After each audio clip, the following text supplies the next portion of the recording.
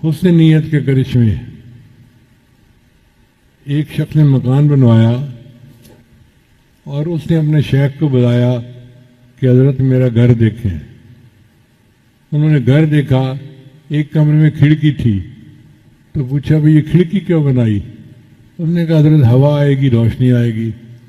فرمایا اللہ کے بندے، تو نیت یہ کرتا کہ اس سے اذان کی آواز آیا کرے گی، ہوا اور روشنی تو آنی تھی، تو تجھے ثواب مل جاتا. اس لیے بعض مشائخ کہتے ہیں کہ میں نے 8 سال اپنے شیخ کے ساتھ گزارے اور 8 سال میں میں نے صرف یہ سیکھا کہ ہر کام میں نیت کیسے اچھی کی جاتی ہے. اب یہاں پر ایک مشہور اشکال ہے کہ جب اعمال کا مدار نیت پر ہے تو ایک بندہ گناہ اچھی نیت کے ساتھ کرے تو وہ جائز ہو جاتا ہے.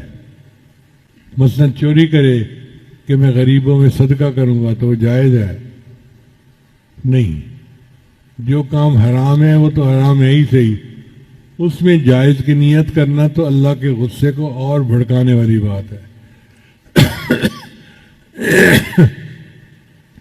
کہنے کا مطلب یہ تھا کہ اگر جائز کام کو بھی اچھی نیت سے نہیں کرو گے تو وہ بھی برا ہو جائے گا. تو میں عورت کی ایک مثال دیتا ہوں کہ اگر وہ خوشبو استعمال کرے اور نیت ہو کہ یہ سنت ہے تو ثواب ملے گا، اور اگر شادی شدہ ہے اور خاوند کی نیت کرے تو بھی ثواب ملے گا.